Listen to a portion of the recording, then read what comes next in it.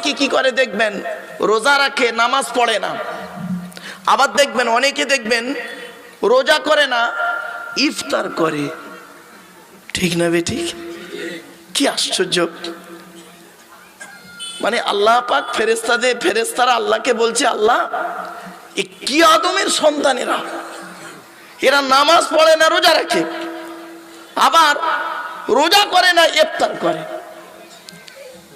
আমার বাপেরা, কথাগুলো একটু মাথায় রাখুন, এগুলো বুঝতে সুবিধা হবে আপনাদের এক সময়।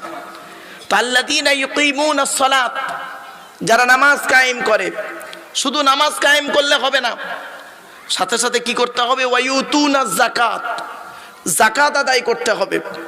এই যাকাতের জন্য এই যে অ্যাসোসিয়েশনটা তৈরি করা হয়েছে জাকাতের টাকায়, মানুষরা জাকাতের টাকা এথায় ওথায় দেয়। আর কিছু মানুষ আছে দেখবেন, তারা জাকাতের টাকা নিয়ে নিজের বাড়ি গাড়ি বিল্ডিং করে নিয়ে নিজের প্রপার্টি তৈরি করে, নিজের প্রপার্টি তৈরি করে। অনেক মানুষ আছে, খবরদার, জাকাতের টাকা কোনোদিন খাবেন না। জাকাতের হক হলো গরিব, ফকির, এতিম, মিসকিন। তবে মাদ্রাসায় দান করলে কি হয়, গরিব, ফকির, এতিম, মিসকিনদের বাচ্চারা মাদ্রাসায় অনেকে থাকে, সেটাকে আমরা হেলা করে ব্যবহার করি। এটা আমরা অনেকে জানেন, যারা মাদ্রাসা চালায় জানেন। তবে খবরদার, গরিবের মাল, জাকাতের মাল খবরদার কোনোদিন খাবেন না। এটা আপনাদের অনুরোধ করে বলে যাচ্ছি, কঠিন পাপ হবে, কঠিন পাপ হবে। এরপর আল্লাহ বলছেন, শুধু নামাজ পড়লে হবে না, জাকাত দিলে হবে না। ওয়াহুম বিল আখিরাতি হুম ইউকিনুন, কিয়ামতকে 100% ইয়াকিন করতে হবে, বিশ্বাস রাখতে হবে যে কিয়ামতের মাঠে আমাকে আল্লাহ পাক তুলবেন, আমাকে বিচারের কাঠগড়ায় দাঁড়াতে হবে। এই বিশ্বাস যেন আপনার মনের মধ্যে 100% থাকে। তাহলে তিনটে জিনিস বেরোলো, কি কি? এক নাম্বার নামাজ কায়েম করতে হবে, দুই নাম্বার হলো কি, যাকাত আদায় করতে হবে। এবার নামাজের আলোচনা যদি করি তো ব্যাপক আলোচনা, যদি যাকাতের আলোচনা করি তো ব্যাপক আলোচনা। মনে রাখবেন, যারা যাকাত দেয় না তাদের প্রতি কঠিন আযাব হবে। এবং আপনাদেরকে অনুরোধ করে বলে যাচ্ছি, কোরআনে যাকাতের আলোচনা আছে সূরা তাওবার মধ্যে। যাকাত খাবে কারা, যাকাত কাদেরকে দেবেন, ইত্যাদি ইত্যাদি। এজন্য যাকাত যাদের ফরজ হয়ে গেছে তারা অবশ্যই যাকাত দেবেন। মা বোনেদেরকে বলে যাচ্ছি, মায়েরা বোনেরা, আপনারা যাকাত দিতে কোনো দিন দ্বিধাবোধ করবেন না। সোনার যাকাত, রূপোর যাকাত, টাকা পয়সার যাকাত, শতকরা 2.5 টাকা যাকাত দিতে হবে। গরিব, ফকির, এতিম, মিসকিনকে আপনার দান করতে হবে, এটা যেন মাথায় থাকে।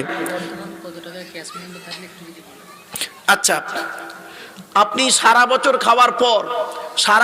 খাওয়ার পর ধরুন আপনার 1 লাখ টাকা ব্যাংকে রয়েছে, সারা বছর খাওয়া দাওয়া করে 1 লাখ টাকা জমেছে। 1 লাখ টাকার শতকরা 2.5 টাকা হলে কত হচ্ছে বাবা? 2,500 টাকা যাকাত। ক্লিয়ার? এজন্য অনেকে যাকাত দেয় না, দান করে, যাকাত দেয় না। শুনে রেখে দিন। আবার অনেকে কি করে দেখবেন, লোক দেখানো কি করে, রমজান মাসে 50টা শাড়ি কিনে, তার যাকাত হয়েছে ধরুন 5 লাখ টাকা যাকাত হয়েছে, ওই 2000 টাকা শাড়ি কিনে গরিবকে দিয়ে দিল, লোকে মনে করলো যাকাত দিচ্ছে, কত সুন্দর দানি লোক। কিন্তু না, অন্তর্যামী কে? আল্লাহ। আল্লাহকে ভয় করুন। আসছে আয়াত, আল্লাহ পাক বলছেন, এতগুলো কথা বলার পরে আল্লাহ বলছেন, উলাইকা আলা হুদাম মির রাব্বিহিম, ওই সমস্ত মানুষ তারা তাদের রবের কথার উপরে, পথের উপরে তারা রয়েছে। ওয়া উলাইকা হুমুল মুফলিহুন, আর তারাই হবে প্রকৃত কামিয়াবি, সফলকামী লোক।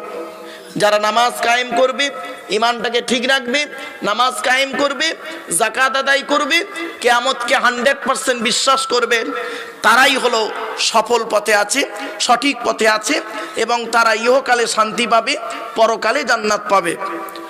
এরপরে আল্লাহ পাক বলছেন একটা কথা, যে কথাটি শুনলে হয়তো আপনাদের সাময়িক রাগ হবে, কেউ রেগে যাবেন না, কিন্তু আমি কাউকে ব্যক্তিগত আঘাত করতে আসিনি। আল্লাহর কোরআন যেটা সেটাই বলছি, শুনুন। আরবে একজন ব্যক্তি ছিল, নাজার বিন হারেস। কি বললাম? নামটা বলুন জোরে। নাজার বিন হারেস। তার কাজ কি ছিল জানেন? শুনে নিন। সে এত বড় বদমাইশ কি করত, মুহাম্মদ সাল্লাল্লাহু আলাইহি ওয়াসাল্লাম যখন কোরআনের আয়াতগুলো জনগণকে শোনাতো, ও করত কি,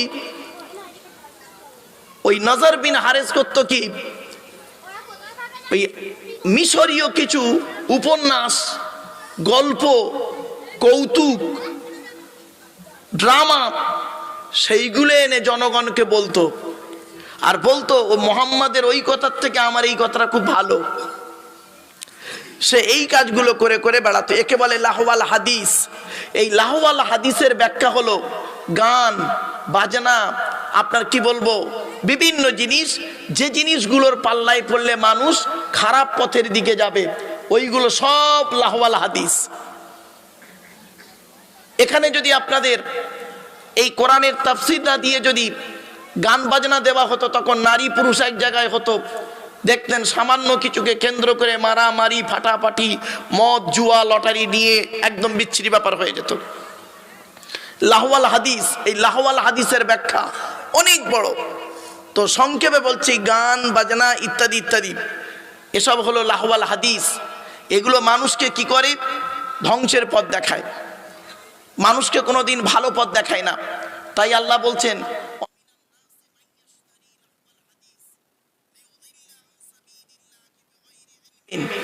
আল্লাহ পাক বলছেন মানুষের মধ্যে এমন কিছু মানুষ আছে তারা কি করে, লাহওয়াল হাদিসকে ক্রয় করে। বেকার কথা, যে কথার কোনো মূল্য নেই, যে কথা শুনলে মানুষ খারাপ পথে যাবে, যে আওয়াজ শুনলে মানুষ নোংরা পথে যাবে, সেই জিনিসগুলোকে এনে কি করে মানুষের মধ্যে বিভ্রান্তি তৈরি করে। এগুলো সব লাহওয়াল হাদিস। তারা কি করে, সেই লাহওয়াল হাদিসের দ্বারা কি করে, লিউদিল্লা আন সাবিলিল্লাহ, আল্লাহ রাস্তা থেকে মানুষকে পথভ্রষ্ট করে, যাতে করে মানুষ নামাজি পরেজগার হোক, সঠিক পথে যাক, এটা তারা চায় না। তারা চায় কি, তারা এই নোংরা পথে মানুষকে মাতিয়ে রাখতে ভালোবাসে। এই লাহওয়াল হাদিস থেকে আপনারা দূরে থাকার চেষ্টা করবে ইনশাআল্লাহ। বিগাইরি ইলমিন, তাদের জ্ঞান নেই। সঠিক জ্ঞান যদি থাকতো, তারা মানুষকে ভালো কাজের আদেশ করত, অসৎ কাজে নিষেধ করত। এই লাহওয়াল হাদিস, আপনাদেরকে অনুরোধ করে বলে যাচ্ছি, এই লাহওয়াল হাদিস থেকে দূরে সরে থাকবেন। আর কি করে, ওয়ায়াত্তাখিযাহা হুজুয়া, আর এটাকে ঠাট্টা বিদ্রুপ করে তারা এটাকে তাচ্ছিল্য করত। আল্লাহর কোরআনকে ঠাট্টা বিদ্রুপ করত, আর তারা খুব আনন্দ তুচ্ছ তাচ্ছিল্যের মধ্যে জীবন যাপন করত, মানুষকে নোংরা পথে চালিত করত।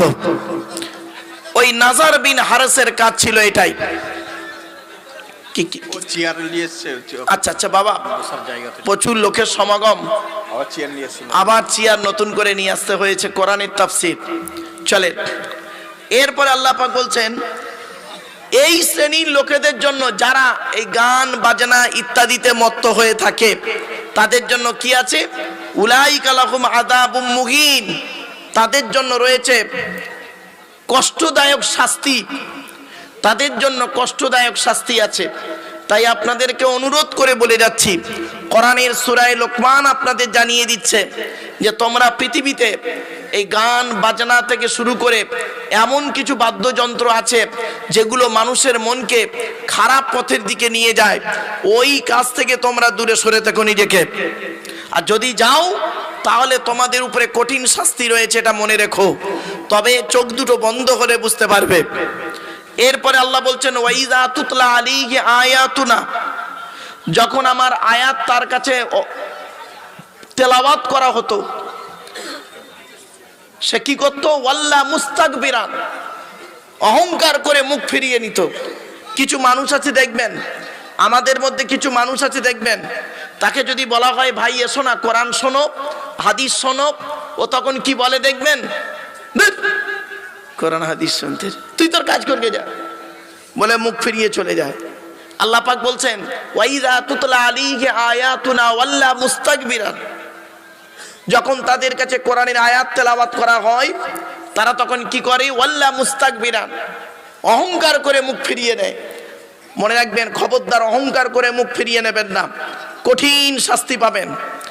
এরপরে কি আল্লাহ বলছেন, কাল্লাম ইয়াসমাহা কান্না ফি উযুনাইহি ওয়াকরা, আল্লাহ পাক বলছেন তারা তো এগুলো শোনেই না, বরং তাদের কানগুলো আল্লাহ পাক বধির করে দিয়েছে। এজন্য আপনাদেরকে বলছি, কোরআনের আয়াত শুনুন, সঠিকভাবে শুনুন। আল্লাহ রাব্বুল আলামিন জানিয়ে দিচ্ছে তাদের কানগুলোকে আল্লাহ পাক বধির করে দিয়েছে। ফাবাশশিরহুম বিআযাবিন আলীম, আল্লাহ বলছে তাদের জন্য রয়েছে কঠিন আযাবের সুসংবাদ। আযাব কোনোদিন সুসংবাদ হয় না, এটা তাচ্ছিল্যর নজরে বলা হয়েছে। ফাবাশশিরু বিআযাবিন আলীম, তাদের জন্য রয়েছে কঠিন আযাব। এরপরে আল্লাহ বলছেন যারা ভালো কাজ করবে, ঈমান আনবে, তাদের অবস্থা কি? ইন্নাল্লাযীনা আমানু ওয়া আমিলুস সলিহাত, যারা 100% ঈমান আনবে আর ভালো কাজ করবে, ভালো কাজ করবে, আল্লাহ পাক বলছে লাহুম জান্নাতুন নাঈম, তাদের জন্য 8টা জান্নাতের একটা জান্নাত, তার নাম হলো নাঈম। তাদের জন্য আল্লাহ রাব্বুল আলামিন জান্নাতুন নাঈম নির্ধারিত করে রেখেছেন। জোরে বলুন সুবহানাল্লাহ। এরপরে আল্লাহ বলছেন সেখানে কতদিন থাকবে? খালিদিনা ফিহা, তারা সেই জান্নাতুন নাঈমের মধ্যে থাকবে, ভালো জায়গায় থাকবে। ওয়াদাল্লাহি হাক্কা, আল্লাহর ওয়াদাটা হলো সত্য। মনে রাখবেন, আমরা মানুষের সঙ্গে ওয়াদা করি, ওয়াদা খেলাপ করে ফেলি বিভিন্ন দিক, বিভিন্ন কারণ, বিভিন্ন সময়ে, অবস্থার পরিপ্রেক্ষিতে, কিন্তু আল্লাহ ওয়াদা খেলাপ করেন না। ইন্না ওয়াদাল্লাহি হাক্কুন, আল্লাহর ওয়াদা হলো সত্য। এরপরে আয়াত আসছে সব, আস্তে আস্তে একটু ধৈর্যের পরিচয় দিন। ওয়া হুয়াল আজিজুল হাকিম, সে আল্লাহ হলেন পরাক্রমশালী, প্রজ্ঞাময়। এরপরে আল্লাহ পাক বলছেন খালাকাস সামাওয়াতি বিগাইরি আমাদিন তারাউনাহা, আল্লাহ পাক বলছেন আসমানগুলিকে আমি আল্লাহ তৈরি করেছি বিগাইরি আমাদিন, আমাদুন মানে খুঁটি। আল্লাহ বলছেন আমি তোমরা আসমানের দিকে লক্ষ্য করে দেখো, বিনা খুঁটিতে আমি আসমান তৈরি করেছি। জোরে বলুন সুবহানাল্লাহ। তোমরা যেটাকে দেখো আসমানগুলোকে, বিনা খুঁটিতে আমি আল্লাহ তৈরি করেছি। আর কি করেছি? শুধু আসমান করেছি না, ওয়াল কাফিল আরদি রাওয়াসিয়া, আর আমি পৃথিবীতে কি করেছি? জমিনের মধ্যে পাহাড়গুলোকে তৈরি করেছি, খাড়া করে দিয়েছি। আনতামিদা বিকুম, যাতে করে সে টলে না যায়, পৃথিবীটা টলে না যায়, সেজন্য আমি পাহাড় দিয়ে তাকে সেটে দিয়েছি। ওয়াবাসসা ফীহা মিন কুল্লি দাব্বা, আর সেই পৃথিবীর জমিনে চতুষ্পদ জন্তু আমি ছড়িয়ে দিয়েছি। চিন্তা করতে পারেন? এখানে বসে ভাবুন, চতুষ্পদ জন্তুকে আল্লাহ পাক পৃথিবীতে ছড়িয়ে দিয়েছেন। ওয়াবাসসা ফীহা মিন কুল্লি দাব্বা, চতুষ্পদ জন্তু। কোরআনে আছে পৃথিবীতে আল্লাহ পাক বলছেন কিছু প্রাণী আছে 2 পায়ে চলে, কিছু প্রাণী আছে 4 পায়ে চলে, কিছু প্রাণী আছে বুক দিয়ে চলে। ঠিক না? ঠিক। তো এতগুলো প্রাণীকে আমি আল্লাহ পৃথিবীতে ছড়িয়ে দিয়েছি। এই প্রাণী জগতের শ্রেষ্ঠ হলো মানব জাতি। মানুষকে সৃষ্টি করেছি কিভাবে? ছোট্ট একটা উদাহরণ দিচ্ছি। মায়ের পেটের ভিতরে বাচ্চা যখন তৈরি হয়, বাপের 4টে অঙ্গ। বাপের কটা? জোরে বলুন। 4টে। মায়ের 4টে অঙ্গ। মায়ের কটা? কটা হলো? 8টা। আল্লাহ নিজে দেয় 5টা। কটা হলো? এই 13টা জিনিস দিয়ে আল্লাহ পাক মায়ের পেটের ভিতরে বাচ্চাকে তৈরি করে। আজকের বাড়িতে গিয়ে টেস্ট করে দেখবেন আপনার জন্ম দেওয়া বাচ্চা কিনা। আপনার দেহের মধ্যে আপনার বাচ্চার 4টে জিনিস মিলবে 100%। এরপরে আল্লাহ বলছে মায়ের পেটের ভিতরে আমি তৈরি করলাম। কিভাবে তোমাকে তৈরি করলাম? বাপ আর মায়ের মিলনের মাধ্যমে ওই পানিটাকে আমি আল্লাহ সুরক্ষিত জায়গায় রাখলাম। সংক্ষেপে বলছি, সুরক্ষিত জায়গায় রাখলাম। তারপরে করলাম কি? ওই পানিটার 40 দিন পরে রক্তপিণ্ড করলাম, তার 40 দিন পরে মাংসপিণ্ড করেছি, তার 40 দিন পরে হাড় তৈরি করেছি, হাড়ে আর মাংসই সুন্দর করে লাগিয়ে দিয়েছি, মায়ের পেটের ভিতরে সুন্দর একটা আকৃতি দান করেছি। এরপরে বলছে আল্লাহ তোমার দেহের ভিতরে, মায়ের পেটের ভিতরে যখন তোমার দেহকে তৈরি করি, 4টে গুরুত্বপূর্ণ অর্গান দিয়েছি। কটা? 4টে গুরুত্বপূর্ণ অর্গান আমাদের দেহের মধ্যে আছে, খুব গুরুত্বপূর্ণ অর্গান। কি কি? 1 নম্বর আল্লাহ বলছেন ব্রেন। আল্লাহ বলছে তোর ব্রেনটা খুব গুরুত্বপূর্ণ জিনিস দিয়েছি, ব্রেনটাকে ঠিক রাখবি, অযথা টেনশন করে মাথা গরম করবি না, তাহলে তোর বিপদের শেষ থাকবে না। 1 নম্বর ব্রেনটাকে আমি তোকে সুরক্ষিত জায়গায় রেখেছি। 2 নম্বর হার্ট। কি বললাম? হার্ট। 3 নম্বর লিভার। কি বললাম? ম্যাক্সিমাম লোকের ফ্যাটি লিভার হয়ে, লিভারে চর্বি জমে ম্যাক্সিমাম লোকের। আমার সৃষ্টিকর্তা আল্লাহ পাক ভালোই জানেন যে পৃথিবীতে যত হালাল প্রাণীর মাংস পৃথিবীতে যত মানুষ খাবে ওর ফ্যাটি লিভার হবে আল্লাহ জানেন। কিন্তু আল্লাহ পাক করলেন কি, বিকল্প ওই লিভারে চর্বি কমানোর জন্য বিকল্প কিছু খাবার আল্লাহ পৃথিবীতে তৈরি করে দিলেন। ছোট্ট একটা উদাহরণ দিচ্ছি, দেখুন লিভারে চর্বি জমে কেন, বহু কারণে আছে। মেডিকেল সায়েন্স বলছে, আমি সেদিন ডাক্তারদের সঙ্গে আলোচনা করছিলাম চিত্তরঞ্জন হসপিটালে বেশ কিছু সার্জনের সঙ্গে, বলছে স্যার লিভারে চর্বি জমে অনেক কারণ। তা আমি বললাম বলুন কয়েকটা কারণ। তা বলছে স্যার 1 নম্বর কারণ হচ্ছে রেড মিট বেশি খেলে, রেড মিট বেশি মানে লাল মাংস বেশি খেলে। 2 নম্বর আরেকটা কি বলছে, লিভারে চর্বি জমার আরেকটা কারণ হচ্ছে তৈলাক্ত খাবার বেশি খেলে, তেল জাতীয় খাবার। তো বিকল্প কি আছে বলুন? বলছে সৃষ্টিকর্তা বিকল্প 2টো খাবার তৈরি করে পাঠিয়েছেন, 1 নম্বর পেঁপে, 2 নম্বর পাতি লেবু। জোরে বলুন সুবহানাল্লাহ। কি আশ্চর্য, ভাবতে পেরেছেন? এরপরে সৃষ্টিকর্তা বলছেন তো দেহের মধ্যে আমি আরেকটা গুরুত্বপূর্ণ অর্গান দিয়েছি, সেই অর্গানটির নাম হলো কিডনি। কি বললাম? কিডনি। মুহাম্মদ সাল্লাল্লাহু আলাইহি সাল্লাম তিনি বলেছেন তোমরা বেশি বেশি করে পানি পান করো। কি? পানি পান করো। পানি কেন পান করবো বেশি করে? মেডিকেল সায়েন্স গবেষণা করে দেখলো যে মানুষ যত বেশি পানি পান করবে তার কিডনিটা পরিষ্কার থাকবে। সারাদিনে 24 ঘন্টার ভিতরে তাকে 3 থেকে 6 লিটার পানি পান করতে হবে। আমরা সারাদিনে কত লিটার পানি পান করি? খুব মেরে কেটে 3 গ্লাস। সকালে খাবার পরে 1 গ্লাস, দুপুরে খাবার পরে 1 গ্লাস, আর রাতে খাবার পরে 1 গ্লাস। বাকি সারাদিন চা, তেরেঙ্গা, খৈনি, গুটকা। ঠিক না বে ঠিক? খারাপ সেন্স নেবেন না। চলুন এরপরে সৃষ্টিকর্তা বলছে তো দেহের মধ্যে আমি 9টা ছিদ্র দিয়েছি। কটা? 9টা ছিদ্র দিয়েছি। আমাদের দেহের মধ্যে 9টা ছিদ্র আছে, 2 চোখ, 2 নাক, 2 কান, 1টা গাল, সামনে পেছনে, এই 9টা ছিদ্র। এই 9টা ছিদ্রের যে কোনো একটা ছিদ্র দিয়ে আমি সৃষ্টিকর্তা তোর আত্মা বের করে নিই। আশ্চর্য। আচ্ছা বাপেরা, কোনো মানুষকে মরতে দেখেছেন আপনারা? বলুন না। মরে গেছে দেখেছেন তা নয়, বা মরার আগে নয়, মরছে লোকটা দেখেছেন? শুনে নিন, যদি দেখে থাকেন মিলিয়ে নিন। কত মানুষ দেখবেন মারা গেছে পেশাব ফিরে ফেলেছে, কত মানুষ মারা যায় পায়খানা ফিরে ফেলে, কত মানুষ মারা গেছে দেখবেন চোখটা চেয়ে আছে, বড় করে চোখটা চেয়ে আছে। কত মানুষ মারা গেছে দেখবেন গালটা হাঁ করে আছে। কত মানুষ মারা গেছে দেখবেন ঘাটটা বেঁকে আছে, হাতটা খিঁচে আছে। কত মানুষ মারা গেছে দেখবেন দেখলে মনে হবে মানুষটা ঘুমিয়ে আছে। যারা 100% আল্লাহকে বিশ্বাস করে, যারা নবীদেরকে 100% বিশ্বাস করে, পৃথিবীতে ভালো ভালো কাজগুলো করে যায়, তাদের মৃত্যুটা আল্লাহ পাক ফেরেশতার মাধ্যমে এমন ভাবে বের করে নেয়, আত্মা বের করে, ও বান্দা নিজেই বুঝতে পারে না। জোরে বলুন। এবার আপনারাই এখানে বসে ঠিক করুন আপনারা মৃত্যুটা কেমন হতে চান। যদি ভালো মৃত্যু হতে চান তাহলে কিছুক্ষণ বসুন, কিছু সাজেশন আমি আপনাদেরকে দেব, ইনশাআল্লাহ বাড়িতে গিয়ে ভাববেন। চলুন এরপরে সৃষ্টিকর্তা বলছেন তো দেহের মধ্যে 3টে জিনিস আলাদা। কটা? আচ্ছা আমি একজন পুরুষ তো নাকি? আরে ভাই বলুন না, আমি একজন পুরুষ। আমার ডান দিকে যিনি বসে আছেন উনি কি? বাম দিকে? তাহলে আমরা সকলেই পুরুষ এখানে। আপনাদের দেহের মধ্যে যা যা আছে আমার দেহের মধ্যে তাই তাই আছে, ঠিক না ঠিক? কিন্তু আল্লাহ বলছেন 3টে জিনিস আলাদা। 1 নম্বর ব্লাড গ্রুপ আলাদা, ঠিক না ঠিক? ব্লাড গ্রুপ আলাদা।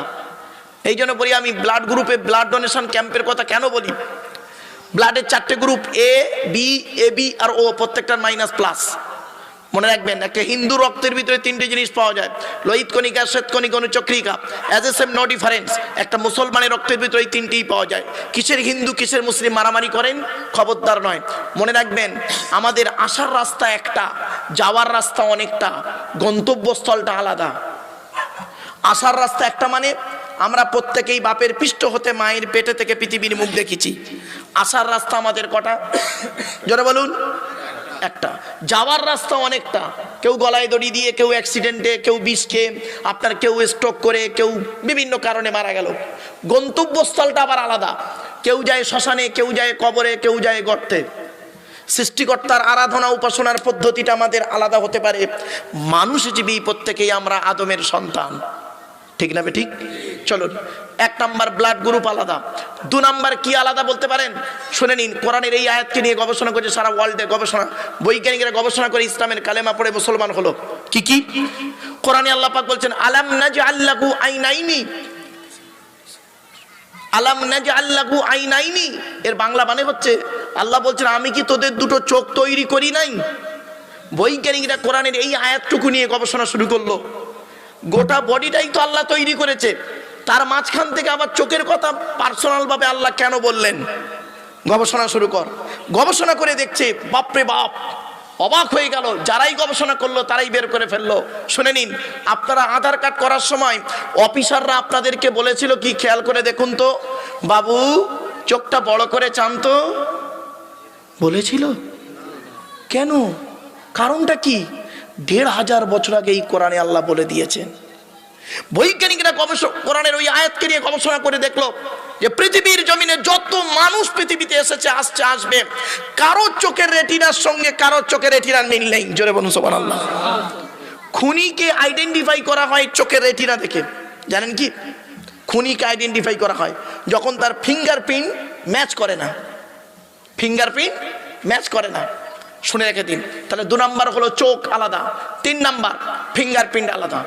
এ কোরআনই আছে, এ কোরআনই আছে। এই জন্য কোরআন এমন এক কিতাব, সেজন্য আপনাদেরকে অনুরোধ করে বলছে আপনারা কোরআন কিনে গবেষণা করুন। তাফসিরুল কোরআনের মাহফিলে এসেছেন, এখান থেকে কিছু শিখে যান, জেনে যান, বুঝে যান, প্র্যাকটিক্যাল করে যান, দেখবেন ইহকাল শান্তি, পরকালে জান্নাত। চলুন, তাই আল্লাহ বলছেন ওয়াবাসসা ফীকা মিন কুল্লি দাব্বা, চতুষ্পদ জন্তুকে আমি ছড়িয়ে দিয়েছি পৃথিবীর জমিনে। আর কি করেছি? ওয়া আনজালনা মিনাস সামাই মাআন, আকাশ থেকে পানি বর্ষণ করেছি। আর কি করেছি? ফাআমবাতনা ফীহা মিন কুল্লি যাওজিন কারীম, আল্লাহ পাক বলছেন সেই পানির মাধ্যমে পৃথিবীর জমিন থেকে আমি বিভিন্ন বিভিন্ন জোড়া জোড়া জোড়া জোড়া, প্রত্যেকটা জোড়া জোড়া কি করেছি? উদ্ভিদ তৈরি করেছি, জোড়া জোড়া প্রাণী তৈরি করেছি। জোরে বলুন সুবহানাল্লাহ। ভাবতে পেরেছেন? ভাববেন বাড়ি থেকে। এরপরেই আসছে আয়াতগুলো। আচ্ছা, আমি টেনে টেনে বলছি না বলে প্রবলেম হচ্ছে না? হ্যাঁ হ্যাঁ বলবো বাবা, দাঁড়াও, শরীরটা অসুস্থ তো, একটু মালটা গরম হয়ে যাক, টেনে টুনে দিচ্ছি বাবা, চিন্তা নেই। কারণ অনেকের ধারণা হলো টান না দিলে ভালো লাগছে না। ওরে বাবা, হ্যাঁ চলো। এরপর আল্লাহ পাক বলছেন হাযা খালকুল্লাহি ফারুনি, আল্লাহ নিজেই বলছে এ সৃষ্টি একমাত্র আল্লাহর তরফ থেকে, আল্লাহর সৃষ্টি। এগুলো কে সৃষ্টি করেছে? আল্লাহ। আল্লাহ বলছেন ফারুনি, তোমরা আমাকে দেখাও। আল্লাহ বলছে পৃথিবীর মানুষকে তোমরা আমাকে দেখাও। ফারুনি মাজা খালাকাল্লাযীনা মিন দুনিহি, আল্লাহ ছাড়া অন্য কে সৃষ্টি করেছে একবার দেখাও তো দেখি। পারবেন না, জীবনে পৃথিবীতে পারবেন না। মানুষের তৈরি আল্লাহর তৈরির পার্থক্য কি জানেন? মানুষ যখন কোনো জিনিস তৈরি করে, ডাইস দেখে তৈরি করে, নমুনা দেখে তৈরি করে, এক্সাম্পল দেখে তৈরি করে। আর আল্লাহ যখন কোনো জিনিস তৈরি করে খালি বলে কুন হয়ে যা, ফায়াকুন হয়ে যায়। কোনটা আগে কোনটা পরে কারোর বলার ক্ষমতা নাই। জোরে বলুন সুবহানাল্লাহ। কিন্তু জালিম যারা অত্যাচারী মানুষ, যারা কোরআনকে অস্বীকার করে, মানে না, তারা প্রকাশ্য গোমরার মধ্যে পড়ে আছে, প্রকাশ্য গোমরার মধ্যে পড়ে আছে। এরপরে আসছে এই সূরাটির নাম কি বললাম? জোরে বলুন। লোকমান। লোকমানটা কে? তার আলোচনা।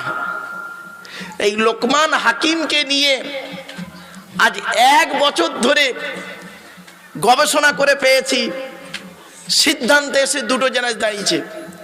কেউ বলেছেন লোকমান একজন নবী ছিলেন, কেউ বলেছেন লোকমান একজন ওলি ছিলেন, কেউ বলেছেন লোকমান একজন বাদশা ছিলেন।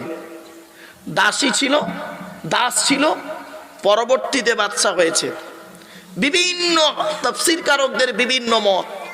তো আপনাদেরকে সংক্ষেপে বলে দিচ্ছি, লোকমান হাকিম একজন আল্লাহর ওলি ছিলেন এবং সৎ মানুষ ছিলেন, ন্যায়পরায়ণ ব্যক্তি ছিলেন।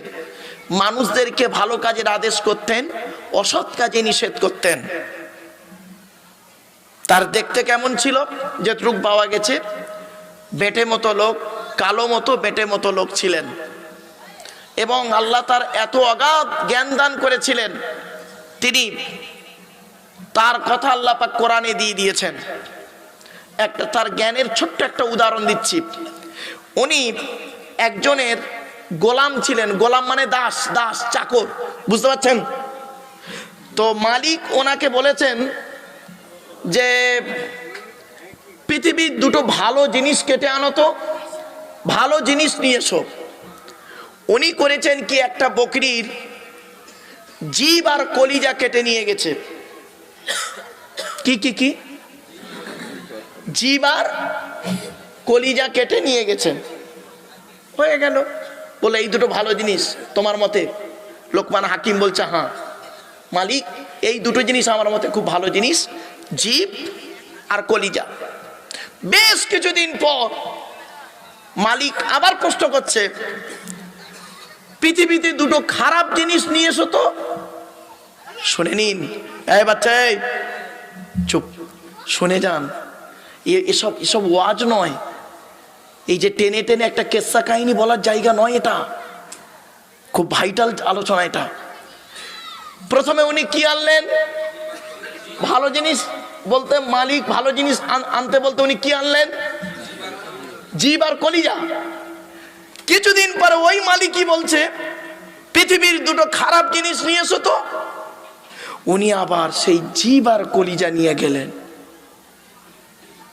মালিক তো অবাক। আচ্ছা, আমি তোমাকে বললাম ভালো জিনিস আনতে, তুমি জিব আর কলিজা আনলে বকরির, আর খারাপ জিনিস আনতে সেই জিব আর কলিজা আনলে কেন?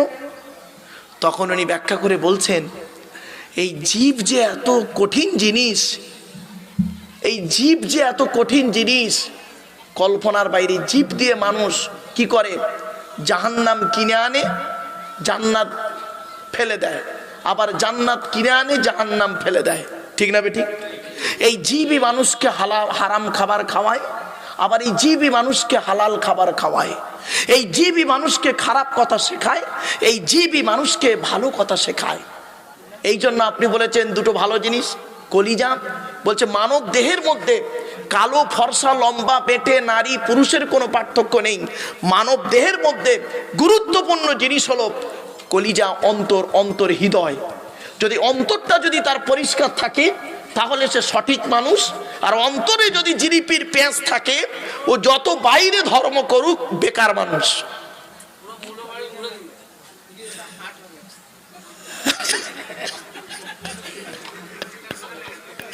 বলছে মূলো বাড়ি উড়িয়ে দিল। আমি বলিনি, নবী বলছে। দেখুন এবার হাদিস শুনুন, নবী মুহাম্মদ সাল্লাল্লাহু আলাইহি ওয়াসাল্লাম হাদিস, আলা ইন্না ফিল জাসাদি মুদগাতান ইদা সালুহাত সালুহাল জাসাদু কুল্লুহু ওয়া ইদা ফাসাদাত ফাসাদাল জাসাদু কুল্লুহু আলা ওয়াহিয়াল কলব। নবী বলেছেন মানব দেহের মধ্যে একটা মাংসপিণ্ড আছে, ওই মাংসপিণ্ডটা কোনো ভালো থাকে সারা শরীরটা তো কোনো ভালো থাকে, ওই মাংসপিণ্ডটা কোনো খারাপ হয়ে যায় সারা শরীরটা তো কোনো বদনাম ভরে যায়। এই মাংসপিণ্ডটার নাম হলো অন্তর। আরেকটা হাদিস আল্লাহ নবী বললেন, ইন্নাল্লাহা লা ইয়ানজুরু ইলা সুওয়ারিকুম ওয়ালা ইলা আমালিকুম ওয়ালাকিন ইয়ানজুরু ইলা কুলুবিকুম ওয়া নিয়াতিকুম। আল্লাহ নবী বলেন, আল্লাহ পাক তোমাদের বাহ্যিক আকৃতি দেখে না, কে লম্বা কে বেটে, কে কালো কে ফর্সা, কে নারী কে পুরুষ, কে কত রাকাত নামাজ পড়েছে এটা আল্লাহ দেখে না। ওয়ালা ইলা আমালিকুম, আল্লাহ পাক তোমাদের আমলগুলো দেখে না, কার জামা কত সুন্দর, কে গোল জামা পরেছ, চেরা জামা পরেছ, এই সামনে মারামারি করে সব। ঠিক না বেটি? কি বলবো, আফসোস, আমি অনুরোধ করে বলে যাচ্ছি। আল্লাহ নবী বলছেন আল্লাহ পাক তোমাদের বাহ্যিক আকৃতি দেখে না, তা আল্লাহ কি দেখে? ওয়ালাকিন ইয়ানজুরু ইলা কুলুবিকুম ওয়া নিয়াতিকুম, আল্লাহ পাক তোমাদের অন্তর দেখে আর তোমাদের নিয়ত দেখে। তোমার উদ্দেশ্যটা কি দেখে। বাপেরা এই জন্য এই সানশাইন অ্যাসোসিয়েশন কি করে, এদের নিয়তটা হলো কি জানেন, মানুষকে ভালো পরিষেবা দেওয়া, মানুষকে উপকার করা, মানুষের ক্ষতি করা নয়। এই জন্য কোরআনের তাফসীরটা এইখানে এদেরকে অনুরোধ করে বলেছিলাম 1994 সাল থেকে 2024 30 বছর জলসা জীবনের অভিজ্ঞতা। এই পশ্চিম বাংলার জমিনে 2 জায়গায় তাফসীরুল কোরআনের মাহফিল ছাড়া অন্য কোনো কিছুই হয় না। সেটা হলো একটা হলো এই কোলাঘাট থানা, কোলাঘাট থানার পূর্ব মেদিনীপুর, পশ্চিমবঙ্গের ভারতবর্ষের পশ্চিমবঙ্গের জেলা রাজ্যের ভারতবর্ষের পশ্চিমবঙ্গ রাজ্যের পূর্ব মেদিনীপুর জেলার কোলাঘাট থানার অন্তর্গত মাড়বেড়িয়া গ্রামে তাফসীরুল কোরআনের মাহফিল হয়। আর একটা হলো উত্তর 24 পরগনা, ভারতবর্ষের পশ্চিমবঙ্গ রাজ্যের উত্তর 24 পরগনা জেলার মিনাখা থানার অন্তর্গত চৈতল বলে চৈতল ঘাটে তাফসীরুল কোরআনের মাহফিল হয়। অন্যান্য আলোচনারা করে না। ওটা বৈশাখ মাসে ফাল্গুন মাসে 2 তারিখে হয়, ফাল্গুন মাসে 2 তারিখ তাফসীরুল কোরআনের মাহফিল। কেন তাফসীরুল কোরআনের মাহফিল হয় চলেন বাপেরা, তো এই জন্য অনুরোধ করে বলেছে অন্তরটাকে পরিষ্কার করুন, বাপেদের অন্তরটাকে পরিষ্কার করুন। ব্যাস, আপনি বাইরে নামাজ পড়বেন আর অন্তরে জিলিপির প্যাঁচ রাখবেন, মনে রাখবেন 1 ঘন্টা ন্যায় বিচার করা 60 বছরের ইবাদতের সমতুল্য। আপনি আগে ন্যায় বিচার করতে শিখুন, আগে মানুষ হন, নিজেকে চিনতে শিখুন। মান আরাফা নাফসাহু ফাকাদ আরাফা রাব্বাহু। যে তার নিজের নফসকে চিনতে পেরেছে সে তার রব আল্লাহকে চিনতে পেরেছে। জোরে বলুন সুবহানাল্লাহ। যে নিজেকে চিনতে পারেনি সে আবার আল্লাহকে চিনবে কি করে? ঠিক না বে ঠিক? এজন্য আপনাদের আমি করজোড়ে বলেছি নিজেকে চিনতে শিখুন। চলুন, তাই হযরত লোকমান হাকিম কি বলছে শুনুন। আল্লাহ বলছেন ওয়ালাকাদ আতাই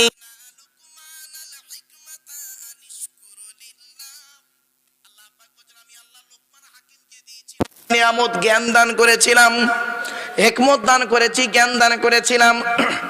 আনিশকুরু লিল্লাহ, যাতে করে লোকমান হাকিম আল্লাহর শুকরিয়া আদায় করে।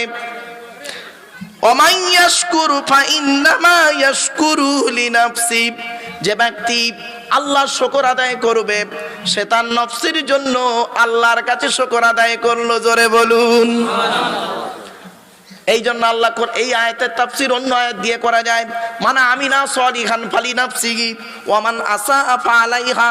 আল্লাহ বলছেন যে ব্যক্তি ভালো কাজ করবে সে তার নফসের জন্যই করলো, যে ব্যক্তি খারাপ কাজ করবে সে তার নফসের উপরেই বর্তাবে। ঠিক না বে ঠিক? আপনি ভালো কাজ করলে আপনার লাভ, আপনি খারাপ কাজ করলে আপনার ক্ষতি। আমার দায়িত্ব তাহলে কি এই জলসা দেওয়ার, তাফসীরুল কোরআনের মাহফিল দেওয়ার উদ্দেশ্য কি? মানুষকে খারাপ কাজ থেকে টেনে এনে ভালোর পথে আনা। ঠিক না বে ঠিক? এজন্য কোরআন কোনোদিন মানুষকে খারাপ পথ দেখায় না। কিন্তু দুঃখের বিষয় কি জানেন, বড় আফসোস লাগে এই কোরআন পড়ে পৃথিবীর অমুসলমানরা মুসলমান হচ্ছে। আর এই কোরআন পড়ে কিছু পৃথিবীর পশ্চিম বাংলা নয়, পৃথিবীর পশ্চিম বাংলার কিছু বক্তা সকলে নয়, কিছু বক্তা এই কোরআন পড়ে এ বক্তা ও বক্তার কাপের ফতোয়া দিয়ে ইসলাম থেকে বের করে দিচ্ছে। ঠিক না বেঠিক? কি আশ্চর্য জিনিস! বৈজ্ঞানিকরা মানে জ্ঞানীগুণীরা ভাবে যে এই কিতাব পড়ে অমুসলমানরা মুসলমান হচ্ছে, আর এই কিতাব পড়ে একে অপরকে কাফের ফতোয়া দিয়ে বের করে দিচ্ছে ধর্ম থেকে। খবরদার নয় বাপ, আপনি যাকে কাফের বলছেন সত্যিকারের যদি সে কাফের না হয়, বললেওয়ালা নিজে কাফের। মনে রাখবেন, খবরদার বলতে যাবেন না কাউকে কোনো ফতোয়া দিতে যাবেন না বাপ। ওই ব্যক্তি যদি সরষে পরিমাণ ঈমান নিয়ে কবরে যায়, কিয়ামতের মাঠে ওঠে আপনাকে আল্লাহ পাক ধরবে, আল্লাহ ধরবে আপনাকে। খবরদার বলবেন না কাউকে, বাজে বাজে কথা বলবেন না বাপ, খবরদার বলবেন না। লোকমান হাকিম তিনি মানুষকে বাজে কথা বলতেন না, চুপচাপ থাকতেন, মানুষকে জ্ঞানীর কথা বলতেন। চলুন, ওমান কাফারা ফাইন্নাল্লাহা গনিয়্যুন হামিদ। আর যে ব্যক্তি কুফরি করবে, আল্লাহ হলেন বেপরোয়া প্রশংসিত ব্যক্তি। সুতরাং অনুরোধ করে বলে যাচ্ছি, লোকমান হাকিম এবার তার ছেলেদের কি বলছে শুনুন। আপনারা তো অনেকে বাপ হয়েছেন বাবা এখানে, আরে ভাই বলুন না, এখানে আপনারা অনেকে বাপ আছেন তো নাকি? হ্যাঁ, যারা বিয়ে করেছে, সন্তান জন্ম দিয়েছে তারাই বাপ। আপনারা বাপ হয়েছেন, আর লোকমান হাকিমও বাপ হয়েছে। চলুন দেখি, আমরা বাপ হয়েছি, লোকমান হাকিমও বাপ হয়েছে। লোকমান হাকিম তার ছেলেদের কি উপদেশ দিচ্ছে শুনুন, শুনলে চমকে যাবেন। আর আমরা আমাদের ছেলেদের কি উপদেশ দিই। লোকমান হাকিম তার ছেলেদেরকে বলছে, ছেলেকে ডেকে বলছে, ওয়াইদ ক্বালা লুকমানু লিবনিহি ওয়া হুয়া ইয়াইযুহু ইয়া বুনাইয়া লা তুশরিকি বিল্লাহ ইন্নাশ শিরকা লাযুলুমুন আযীম। ওয়াইজ ক্বালা লুকমানু লিবনিহি, লোকমান তার ছেলেকে ডেকে বলছে, ইয়া বুনাইয়া। আচ্ছা, বুনাইয়া শব্দের অর্থটা কি বলে দিই শুনুন। ইবনুল মানে ছেলে। আমরা আদর করে বলি না ছেলেকে, কচি শোন, আদর করে ডাকে না? হ্যাঁ, এই আদর করে ডাকা হলো বুনাইয়া। লোকমান হাকিম তার ছেলেকে ডাকছে, ইয়া বুনাইয়া, হে আদরের সন্তান। ছেলেকে ডেকে বলছে, ওয়া হুয়া ইয়াইযুহু, তিনি তাকে উপদেশ দিচ্ছেন। কি উপদেশ দিচ্ছেন? লা তুশরিকি বিল্লাহ। এক নাম্বার কি? ইয়া বুনাইয়া, হে আমার সন্তান শোনো, লা তুশরিকি বিল্লাহ, আল্লাহর সঙ্গে কাউকে শরীক করবে না। অনুরোধ করে বলে যাচ্ছি, বাপ শিরককারী হলো গুনাহগার। আল্লাহ বলছেন, ইন্নাল্লাহা লা ইয়াগফিরু আন ইউশরাকা বিহি ওয়া ইয়াগফিরু মা দুনা যালিকা লিমান ইয়াশা। আল্লাহ বলছেন, অন্যের গুনাহ মাফ করলে করতে পারি, কিন্তু শিরককারীর গুনাহ আমি আল্লাহ মাফ করব না। খবরদার আল্লাহর সঙ্গে কাউকে শরীক করবেন না। আপনারা কেউ শরীক করেন নাকি? এখানে কেউ আল্লাহর সঙ্গে শরীক করে এমন ব্যক্তি আছেন? আছে? কেউ নেই? আপনারা বুঝতে পারেননি, অনেকেই এখানে শিরক করেছেন। আপনারা অনেকে বসে আছেন, শিরক করে বসে আছেন। বলবো? শুনে নিন, আল্লাহর নবী বলেছেন, মান হালাফা বিগাইরিল্লাহি ফাকাদ আশরাকা, যে ব্যক্তি আল্লাহ ছাড়া অন্যের নামে কসম করবে ও মুশরিক হয়ে যাবে। আমরা যখন কসম খাই কি করি দেখবেন, ছেলের কসম, মেয়ের কসম, বাপের কসম, এখন যুবকরা বলে ভালোবাসার কসম। ঠিক না ভাই? ঠিক। আর গরুর দালাল গুলো, হায় হায়, খবরদার নয় বাপ, কসম যখন করবেন আল্লাহর কসম করবেন, আল্লাহ ছাড়া অন্যের কসম করলে মুশরিক হয়ে যাবেন। অনুরোধ করে বলে যাচ্ছি, ইয়া বুনাইয়া লা তুশরিক বিল্লাহ। আল্লাহ বললেন, হে লুকমান হাকিম তার ছেলেকে বলছেন, হে যুবক, হে ছেলে আদরের সন্তান শোনো, লা তুশরিক বিল্লাহ, তুমি আল্লাহর সঙ্গে শরীক করো না। কেন? ইন্নাশ শিরকা লাযুলুমুন আযীম, শিরক হলো সবথেকে বড় অত্যাচার, জুলুম। এরপরে আল্লাহ এবার লোকমান হাকিম বলছে পরের উপদেশ। এক নাম্বার উপদেশ কি বললো ছেলেকে? আল্লাহর সঙ্গে কাউকে শরীক করো না। আল্লাহ হলেন একক। কি? একক। এবার আসছি দ্বিতীয় উপদেশ ছেলেকে করছে। আপনি তো বাপ, ছেলেকে দ্বিতীয় উপদেশ কি দিচ্ছে দেখুন। ওয়াসাইনাল ইনসানা বিওয়ালিদাইহি হামালাতুহু উম্মুহু ওয়াগনান আলা ওয়াগনিন ওয়া ফিসালুহু ফি আমাইনি আনিশকুরুলি ওয়া লিওয়ালিদাইক। হে আমার সন্তান, আমি উপদেশ দিচ্ছি তোমাকে, পিতামাতার সঙ্গে কোনোদিন খারাপ ব্যবহার করবে না। কে বলছে? লোকমান হাকিম। কাকে বলছে? নিজের ছেলেকে বলছে যে পিতামাতার সঙ্গে খারাপ ব্যবহার করো না, পিতামাতার সঙ্গে কোনোদিন খারাপ ব্যবহার করো না। পিতামাতার অবাধ্য হওয়া হলো হারাম, হারাম, হারাম। আজ আপনাদের বলে যাচ্ছি বাপ, গত বছর এই সময় আমি এখানে এসেছিলাম, তখন আমার পিতা মারা গিয়েছিল। এখন আর মাও পর্যন্ত পৃথিবীর জমিন থেকে চলে গেছে। গত বকরা ঈদের দিন আমার অবাগিনী মা পৃথিবী ছেড়ে চলে যায় বেলা 11:30টার সময়। বাপ আর মা কি অমূল্য রত্ন, যাদের বাম্মা অন্ধকার নীরব নগরী চলে গেছে তারাই বুঝতে পারবে। যেদিন বাপ আর মায়ের মাটি দিয়ে চলে এলাম, সেই দিন থেকে আজ পর্যন্ত অন্তর দিয়ে কাউকে আব্বা মা বলে ডাকতে পারিনি। ঠিক না বে? ঠিক। মনে রাখবেন, বাম্মা যখন চলে যাবে অন্তর থেকে আর কাউকে বাম্মা বলে ডাকতে পারবেন না। ওরে বোকা ছেলে, শ্বশুর কোনোদিন বাপের জায়গা নিতে পারে না, শাশুড়ি কোনোদিন মায়ের জায়গা নিতে পারে না। এ বোকা ছেলে বোঝে না, এরা মনে করে শ্বশুর শাশুড়ি আমার খুব আপন। নবীজি বলেছেন পৃথিবী ধ্বংসের লক্ষণ হলো নিকটবর্তী লোকের সঙ্গে মহব্বত থাকবে না, দূরবর্তী লোকের সঙ্গে মহব্বত তৈরি হবে। নিজের বাপের প্রতি ভক্তি নেই, শ্বশুরের প্রতি ভক্তি বেশি। নিজের মায়ের প্রতি ভক্তি নেই, শাশুড়ির প্রতি ভক্তি বেশি। নিজের মায়ের পেটের ভাইয়ের প্রতি ভালোবাসা নেই, স্ত্রীর ভাই শালার প্রতি মহব্বত খুব বেশি। অভাগিনী মায়ের বোনের প্রতি, নিজের মায়ের পেটের বোনের প্রতি ভালোবাসা নেই, স্ত্রীর বোন শালির প্রতি দয়া খুব বেশি। ঠিক না ঠিক? অনুরোধ করে বলে যাচ্ছি বাপ, এগুলোকে একটু চেঞ্জ করুন। তাই আল্লাহ পাক বলছেন ওয়াসাইনাল ইনসানা বিওয়ালিদাইহি হামালাতহু উম্মুহু ওয়াগনান আলা ওয়াগনিন, তোমরা তোমাদের বাপ আর মায়ের সঙ্গে ভালো ব্যবহার করবে। কেন করবে? তোমাদের মা কষ্টের পর কষ্ট, কষ্টের পর কষ্ট নিয়ে তোমাকে গর্বে ধারণ করেছে, দুনিয়ার মুখটা বড় কষ্ট করে দেখিয়েছে, শুধু দুনিয়ার মুখ দেখিয়ে ছেড়ে দেয়নি।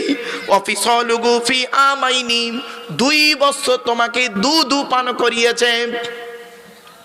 আনিশকুরুনি ওয়ালি ওয়ালিদাইক, সুতরাং তুমি শুকরিয়া আদায় করো আমার, আর তোমার বাপ আর মায়ের শুকরিয়া আদায় করো। বাপ আর মায়ের কৃতজ্ঞতা যাপন করো যে হ্যাঁ আমার বাপ আমাকে এই করেছে, মা এই করেছে। সন্তান এইটুকুও করে না। ঠিক না ঠিক? আজ বলে যাচ্ছি, বাপ আর মায়ের ঋণ জীবনে শুধতে পারবেন না। বাড়ি থেকে যখন বেরোবে, বাপ আর মা যদি বেঁচে থাকে, বাপ আর মায়ের দোয়া নিয়ে বাড়ি থেকে বেরোবে। বাপ আর মায়ের দোয়া যদি তোমার সঙ্গে থাকে, লরির তলার ভেতরে ঢুকে যাবে, গাড়ির তলার ভেতরে ঢুকে যাবে। আমার আল্লাহ করবে কি, বাম্মার দোয়ার ওসিলায় গাড়ির তলার ভেতর থেকে জীবিত টেনে বের করে আনবে। বন্ধু, বাম্মা এমন জিনিস, জীবনে কোনোদিন বাম্মাকে কাঁদাবেন না। একজন পুরুষ 4 জনকে খুশি করলে জান্নাতি। এই আলোচনা যখন এলো তাফসীরের মধ্যে কথা বলবো, 4 জনকে খুশি করলে জান্নাতি। কজন? 1 নাম্বার, তুমি তোমার রবকে খুশি করো যুবক। 2 নাম্বার, তুমি তোমার নবীকে খুশি করো।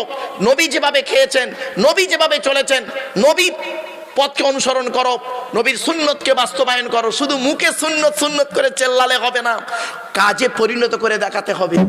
ঠিক না ঠিক? খালি নবী নবী করে মুখে চিল্লাচ্ছ আর অন্তরে আব্দুল্লাহ ইবনে উবাই মুনাফিকের মতো কাজ করে যাচ্ছ, এটা নবীর ভক্ত বলে না। নবীর প্রতি ভক্তি করা হলো না, এটা নবীর প্রতি প্রতারণা করা হলো। ঠিক না ঠিক? মুখে আল্লাহ আল্লাহ বলি, আল্লাহ আল্লাহ আল্লাহ আমাদের বিশ্বাস, আল্লাহকে 100% বিশ্বাস করি, আর কাজে যখন পরিণত করছি তখন আল্লাহকে 100% বিশ্বাস করি না। ঠিক না ঠিক?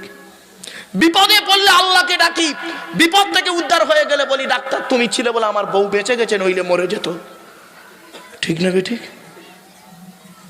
যখন বিপদে পড়েছিলাম তখন আল্লাহকে খুব ডেকেছিলাম, আর বিপদ থেকে উদ্ধার হয়ে গেছি তখন ডাক্তারকে সাবাস দিচ্ছি, এই ডাক্তার ছিল বলে আমার বউ বেঁচে গেছে, নইলে বউ মরে যেত।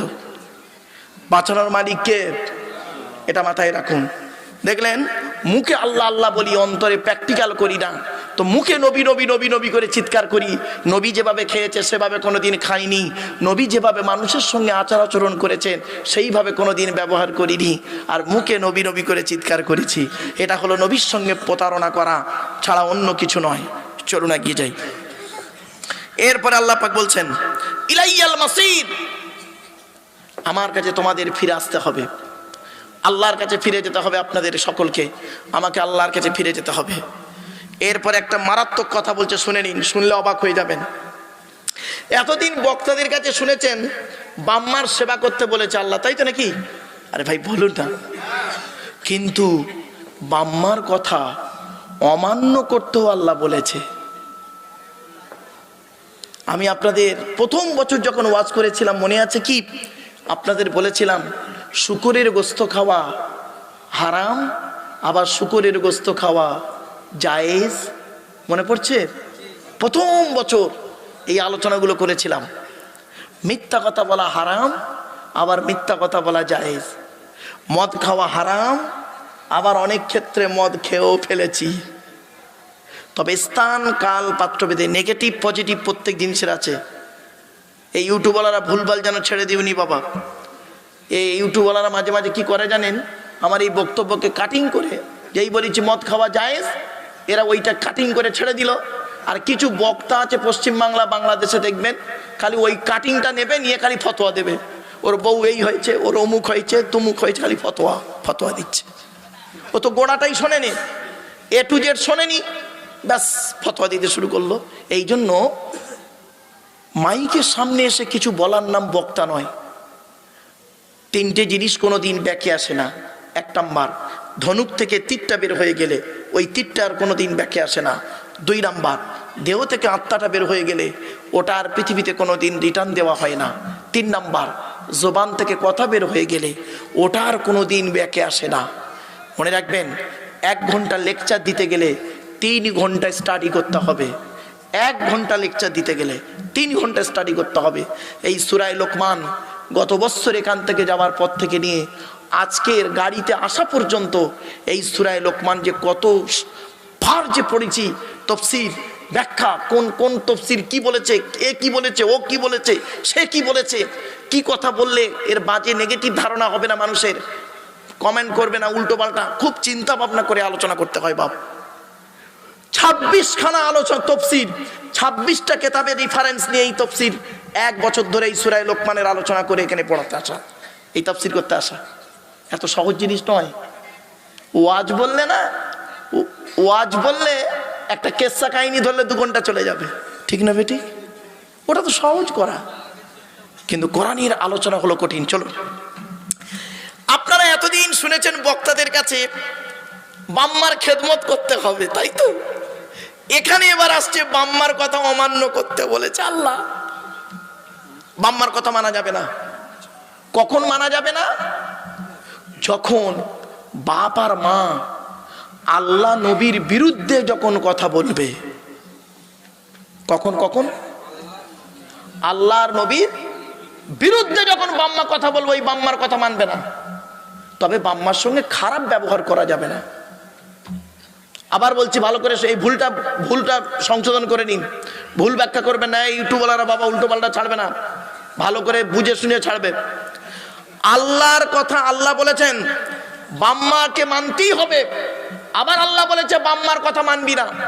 কখন মানবো না বাম্মার কথা? যখন বাপ আর মা আল্লাহ নবীর বিরুদ্ধে কথা বলবে, তখন বাম্মার কথা মানা যাবে না।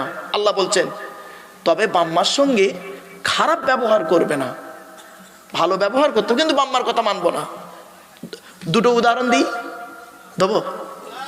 তবে তো বুঝবেন কি বাম্মা আল্লাহর বিরুদ্ধে বলছে। এই যুবক ছেলে, তুমি বিবাহ করবে একটা মেয়েকে, তুমি বিবাহ করবে একটা মেয়েকে, ধরো 5 মেয়েকে বিয়ে করছো, কথাবার্তা ফাইনাল। মেয়েটি খবর নিয়ে তুমি দেখলে খুব গরিবের মেয়ে, আমার ভাষা বুঝতে পারছেন? গরিবের মেয়ে। তোমার বাপ আর মা করছে কি? মেয়ের বাপের কাছ থেকে, বুঝতে পারছেন? এমনি বে করবি, তুই চাকরি করিস, তুই চাকরি করিস, চাকরিওয়ালা ছেলের দাম নেই, আম্মা গাড়ি না দিলে হয়, 5 ভরি সোনা না দিলে হয়, 5 লাখ টাকা না দিলে হয়, এই ঘরটা এখন পড়ে আছে পাথর বসানে, বল। উকিলের মাধ্যমে ঘুরিয়ে বলে দিল এই এই দাবি, ডাইরেক্ট নয় ইনডাইরেক্ট বলে দিল দাবি। এখন আপনি করছেন কি? এটা হারাম। শুনে নিন, আমি একটা তাফসির লিখছি, আমার লেখা তাফসিরের নাম হলো তাফসিরে আবু বকর সিদ্দিক। যেদিন আমার লেখা তাফসির এখানে আসবে বাপ, সেদিন আমি হয়তো পৃথিবীতে থাকবো না, অন্ধকার নীরব নগরে চলে যাব। আমার লেখা তাফসিরের মধ্যে এইগুলো পাবেন, আমি বলে যাচ্ছি বাপ, যদি বেঁচে থাকি আমি এগুলো লিখে তুলে যাচ্ছি। অনেক সময় মানুষ করে কি দেখবেন, ছেলে ফোন নিতে চায় না, ছেলে ফোন নিতে চায় না, বাপ আর মা প্রেসার দিয়ে জোর করিয়ে এই ছেলেকে বৌমার প্রতি অত্যাচার করায়।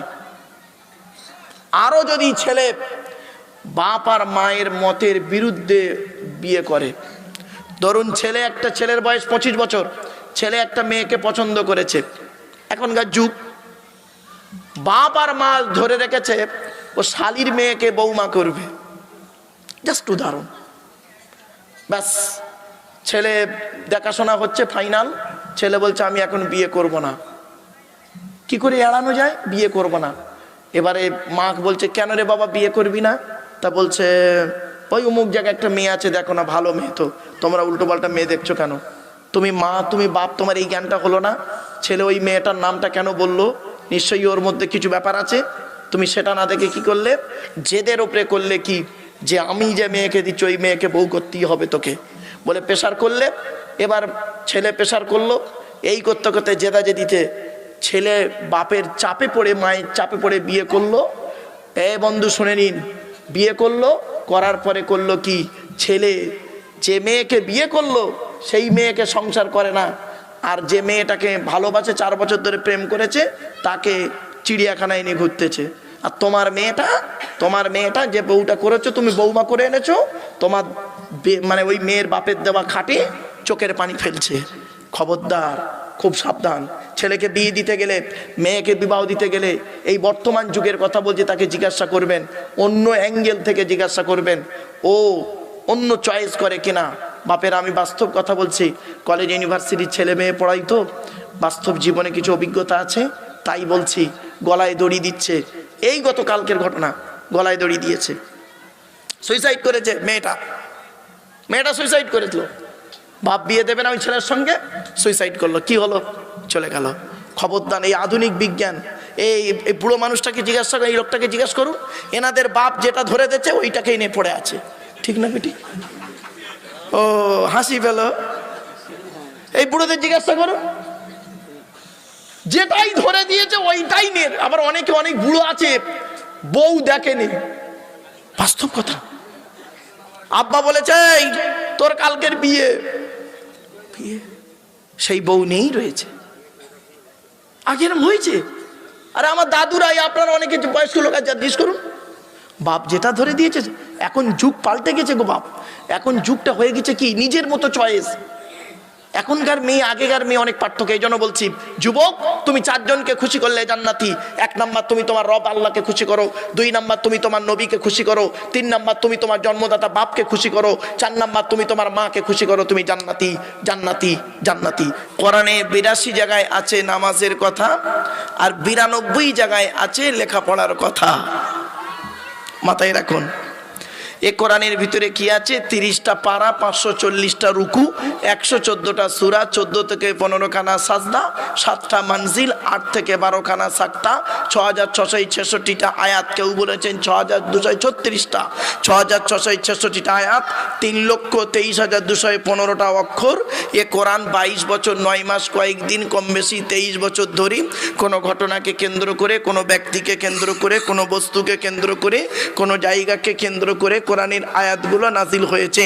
6666টা আয়াত 12,000 জায়গায় নাজিল হয়েছে। কটা জায়গার নাম আমরা জানি? শুনে নিন। এই যে সূরাটির আজকের আলোচনা হবে, এই কোরআনের ভিতরে ঢুকে গেলাম। এবারে যে সূরাটির আলোচনা আমরা আজকের করব, আপনারা আগে থেকেই শুনেছেন, সূরাটির নাম হলো সূরা লোকমান। ক্লিয়ার? সূরা লোকমানের মধ্যে কি আছে? আছে ভাই অনেক কিছু আছে। কটা আপনাদেরকে বলবো, আলোচনা করি টকটক করে। প্রতি পয়েন্টের উপর আলোচনা করলেই আপনারা সব পেয়ে যাবেন। তবে বাবা আপনারা জানেন আমি একটু স্পিডে কথা বলে থাকি, আপনারা একটু মানিয়ে নেবেন। যেহেতু 34টা আয়াত, এই 34টা আয়াতের ব্যাখ্যা অনেক বড়। শর্ট টাইমের ভিতরে আলোচনা করব। কেউ টেনশন নেবেন না যে অনেক দীর্ঘ লম্বা আলোচনা করবেন উনি। কোরআন পড়তে গেলে সর্বপ্রথম কি করতে হয়? অজু করতে হয়। অজুর ফরজ হলো 4টি। অজু যদি না থাকে, অজুর বিকল্প তায়াম্মুম আছে, গোসল আছে। অজুর ফরজ 4টি, তায়াম্মুমের ফরজ 3টি, গোসলের ফরজ 3টি। এগুলো মাথায় রাখুন, নইলে সব বেকার হয়ে যাবে। এবারে আসছি, কোরআন পড়তে গেলে সর্বপ্রথম পড়তে হয় আউজ বিল্লাহ, তাউজ তাসমিয়া। তাই আপনাদেরকে আমি অনুরোধ করছি বাবা, আউজ বিল্লাহ একবার পড়া যাবে? পড়ুন সকলে। আউযু বিল্লাহি মিনাশ শাইতানির রাজিম। এর বাংলা অর্থ কি? বিতাড়িত শয়তান মরদুদ হইতে আল্লাহর কাছে পানাহ চেয়ে নিলাম। এবার আউজ বিল্লাহ পড়ার পরে বিসমিল্লাহ পড়তে হয়। একটু দয়া করে মেহেরবানি করে বিসমিল্লাহটা একটু পড়েন। বিসমিল্লাহির রাহমানির রাহিম। এর বাংলা মানে কি? আল্লাহর নামের সঙ্গে শুরু করছি, যিনি পরম দয়ালু দয়াবান। ক্লিয়ার? চলুন এবারে কোরআন খুলে ফেললাম। সূরাটি যে লোকমান, সূরায়ে লোকমানের আলোচনা করব বাবা। সূরাটাই গোটা মুখস্থ রয়েছে, কিন্তু কোরআন সামনে নিয়ে আলোচনা করলে মনে একটু তৃপ্তি পাওয়া যায়। আর মুতাশাবিহাত আয়াত যদি বাই চান্স লেগে যায় তখন সমস্যা জড়িয়ে যায়, হাফেজ যারা আছে জানেন। তো সেজন্য আমাকে মাঝে মাঝে করতে হয় কি, কোরআনকে সামনে রেখেই আলোচনা করতে হয়। চলুন, আল্লাহর কোরআন সামনে থাকলে মনের দিক থেকে একটু তৃপ্তি পাওয়া যায়। চেষ্টা করবেন তাফসিরুল কোরআনের মাহফিলে অজু অবস্থায় বসতে। আর আলেম হাফেজ ভাইদেরকে আমি অনুরোধ করছি, আপনারা চেষ্টা করবেন স্টেজে এসে বসতে। স্টেজে এখনো দু একটা চেয়ার ফাঁকা আছে। যারা কোরআনে হাফেজ আছেন, আলেম আছেন, আপনাদেরকে আমি অনুরোধ করছি।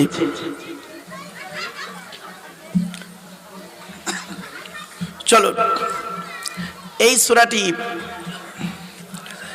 মক্কায় নাজিল হয়েছে। কোথায়? জোরে বলুন। মক্কায় নাজিল হয়েছে সূরাটি। সূরাটির ভিতরে আছে 34টি আয়াত। 34টি আয়াত। শুরু করছি। শুরুতেই হুরুফে মুকাত্তাআত আছে। এমন কিছু হরফ কোরআনে আছে যার অর্থ পৃথিবীর কেউ জানেন না, একমাত্র আল্লাহ রাব্বুল আলামিন জানেন। তবে মুফাসসিরগণেরা কোরআনের যারা ব্যাখ্যা করেছেন তারা তাদের মতো করে অনুমান করে অনেক কথা বলেছেন। বলার শেষেই বলেছেন আল্লাহু আ'লামু বিমুরাদিহি। এর বাংলা মানে হচ্ছে, অনেক আলোচনা করার পরেই তারা বলেছেন এর একমাত্র অর্থ আল্লাহই জানেন। কিছু কিছু অক্ষর আছে, যেমন বলি ইয়াসিন, তহা, আলিফ লাম র, হা মিম, আইন সিন কফ, কাফ হা ইয়া আইন সদ ইত্যাদি ইত্যাদি। তো এখানেও আছে আলিফ লাম মিম। এর আলোচনা, এর অর্থ একমাত্র আল্লাহ ভালো জানেন। তবে অনেকে অনেক রকম মত দিয়েছেন। অনেকে বলেছে আলিফে আল্লাহ, লামে লা ইলাহা ইল্লাল্লাহ, মিমে মুহাম্মাদুর রাসূলুল্লাহ। আবার অনেক রকম মত দিয়েছেন বাপ। তবে আপনাদের আলো বলছি, আলিফ লাম মিম এর অর্থ একমাত্র আল্লাহই জানেন। এর পরের আয়াতগুলোর মানে একটা একটা করে শুনুন। তিলকা আয়াতুল কিতাবিল হাকিম। এই আয়াত, এই যে আয়াতগুলো আসছে সূরা লোকমানের ভিতরে, এই কিতাবের আয়াতগুলো হচ্ছে একমাত্র আল্লাহর তরফ থেকে এসেছে। জোরে বলুন সুবহানাল্লাহ। এই আয়াত মানুষের কোনো কথা নয়, একমাত্র আহকামুল হাকিমিনের কথা। এরপরে বলছেন আল্লাহ রাব্বুল আলামিন হুদাম ওয়া রাহমাতুল লিল মুহসিনিন। এটা হলো হেদায়েত। এ কোরআন হলো মানুষের জন্য হেদায়েত। এ কোরআনকে নিয়ে যারা গবেষণা করবে তারাই উন্নতির চরম শিখরে পৌঁছাবে। আগেই বলেছি, এটা হলো রহমত, দয়া স্বরূপ আল্লাহ পাক পাঠিয়েছেন। কাদের জন্য? লিল মুহসিনিন, সৎ কর্মপরায়ণকারীদের জন্য। সৎ কর্মপরায়ণ মুহসিনিন। এজন্য আপনাদেরকে আমি অনুরোধ করে বলে যাচ্ছি, আপনারা 100% আল্লাহকে বিশ্বাস করুন আর পৃথিবীতে ভালো ভালো কাজগুলো করে যান। জীবনে মানুষের উপকার করতে না পারলে ক্ষতি করতে যাবেন না, অনুরোধ করে বলে যাচ্ছি। মুহসিনিন। এরপরে আল্লাহ পাক বলছেন মুহসিনিন কাদের বলে, তার ব্যাখ্যা আল্লাহ নিজেই দিচ্ছেন। মুহসিনিন কারা? সৎ কর্মপরায়ণ কারা? আল্লাযীনা ইউকিমুনাস সালাত, যারা নামাজ কায়েম করে। জোরে বলুন সুবহানাল্লাহ। সারা দিনে 5 ওয়াক্ত নামাজ ফরজ। এই 5 ওয়াক্ত নামাজই অনেকেই পড়ে না। রোজার মাস আসছে, দুদিন পরে রোজা, দেখবেন রোজার মাসে অনেকে রোজাই রাখে না। আবার নবী হতে গেলে তার 3টে পরিচয় লাগবে। 1 নাম্বার, যিনি নবী হবেন তার চরিত্র উত্তম হতে হবে। 2 নাম্বার, যিনি নবী হবেন তার উপরে আল্লাহর তরফ থেকে ওহী নাজিল হতে হবে। 3 নাম্বার, যিনি নবী হবেন তার দ্বারাই অলৌকিক ঘটনা ঘটতে হবে, একটা হোক বা 50টা হোক। পৃথিবীতে যত নবী এসেছেন প্রত্যেক নবীর মাধ্যমে আল্লাহ পাক 1 থেকে 50টার ভিতরে অলৌকিক ঘটনা দেখিয়েছেন। আমার নবী বিশ্ব নবী মুহাম্মদ সাল্লাল্লাহু আলাইহি ওয়াসাল্লামের মাধ্যমে আল্লাহ পাক 1000-এরও বেশি মুআজিজা দিয়েছেন। সেই 1000 মুআজিজার ভিতরে সর্বশ্রেষ্ঠ হলো এই কোরআনুল মাজিদ নাজিল করা। নবীর সংক্ষিপ্ত পরিচয়টা দিয়ে দিই। আমাদের নবীর নাম হলো মুহাম্মদ সাল্লাল্লাহু আলাইহি ওয়াসাল্লাম। মুহাম্মাদের বাপের নাম আব্দুল্লাহ, আব্দুল্লাহর বাপের নাম আব্দুল মুত্তালিব, আব্দুল মুত্তালিবের বাপের নাম আব্দে মান্নাফ, আব্দে মান্নাফের বাপের নাম হাশেম, হাশেমের বাপের নাম কুসাই, কুসাইয়ের বাপের নাম কিলাব, কিলাবের বাপের নাম মুর্রা, মুরার বাপের নাম লুবাই, লুবাইয়ের বাপের নাম কাব, কাবের বাপের নাম গালিব, গালিবের বাপের নাম ফিগির, ফিগির থেকে কুরাইশ বংশ এসেছে। জোরে বলুন সুবহানাল্লাহ। নবীর বাপের নাম আব্দুল্লাহ, মায়ের নাম আমিনা, দাদার নাম আব্দুল মুত্তালিব, দাদির নাম হলো নেতিলা বিনতে খব্বাব ব্র্যাকেটে ফাতেমা, কেউ বলেছেন সামিরা। নবীর নানার নাম আব্দুল ওয়াহাব জুহরি, নবীর নানির নাম বারিনা বা বাররা, নবীর দুধবার নাম হালিমা, নবীর দুধ বাপের নাম হারেস, নবীর দুধ ভাইয়ের নাম আব্দুল্লাহ, নবীর বাপের নাম আব্দুল্লাহ, নবীর দুধ ভাইয়ের নাম আব্দুল্লাহ। দুটো যেন এক করে ফেলবেন না। নবীর জন্ম 570 খ্রিস্টাব্দে, ইংরাজি কি মাস ছিল? 29শে আগস্ট, আরবি মাস ছিল রবিউল আউয়াল মাস, 12 তারিখ, মতান্তরে 9 তারিখ, সোমবার শবে সাদেকের সময় আরবের মক্কা নগরী কুরাইশ বংশে নবীর জন্ম। নবীর বাপেরা হলো 10 ভাই, নবীর মায়েরা হলো 19 বোন। নবীর 9টা চাচা, 18টা খালা, 6টা ফুফু, 7টা ছেলে মেয়ে। 9টা চাচা কে কে? বড় চাচার নাম হারেস, জুবায়ের, মুকাইয়িম, ফাইদাক, জাইদাক, আবুল আহাব, হামজা, আব্বাস, আবু তালেব। নবীর বাপ হলো আব্দুল্লাহ। আবু জাহালের নাম এখানে নেই, আবু জাহাল নবীর চাচা নয়। আমরা কিন্তু এটা বেশ জায়গাতে বলে বলে বাড়িয়েছি এক সময়, আবু জাহাল নবীর চাচা। আবু জাহাল নবীর চাচা নয়, আমি আপনাদের বলে গেলাম, বাপে উদাহরণ দিয়ে দিলাম। এবার আসছি, নবীর ছেলে মেয়ে হলো 7টি, 3টি পুত্র সন্তান, 4টি কন্যা সন্তান। 3টে পুত্র সন্তান বাল্যকালেই আল্লাহ ডেকে নেন। 4টে কন্যা সন্তানের নাম, বড় মেয়েটার নাম জয়নাব, উম্মে কুলসুম, রোকেয়া, ছোট মেয়েটার নাম ফতেমা, যার সঙ্গে নবী আলীর বিবাহ দিলেন, যার গর্ভ হতে 2টি সন্তান বিখ্যাত জানেন আপনারা, হাসান আর হুসাইন রাদিয়াল্লাহু তাআলা আনহুমা। এখানেই নবীর জীবনী স্টপ করলাম, কেন পরিচয় দিতে গিয়ে কথাগুলো না বললে বুঝতে পারবেন না। এবারে আসছি, সেই নবীর উপরে নাজিল হয়েছে কোরআনুল কারীম। এই কোরআনের পরিচয়টা নিয়ে নিন, তারপরে সূরা লোকমানে ঢুকে যাব ডাইরেক্ট। কোরআন আল্লাহর তরফ থেকে জিবরাইলের মাধ্যমে হযরত মুহাম্মদ সাল্লাল্লাহু আলাইহি ওয়াসাল্লামের উপরে আরবের মক্কা নগরের নিকটবর্তী একটি গুহাটির নাম হলো হেরা। হেরা নামক গুহাতে 610 খ্রিস্টাব্দে 1 ফেব্রুয়ারি সোমবার কোরআনের প্রথম আয়াত নাজিল হলো ইকরা, রিড, পড়ো পড়ো পড়ো।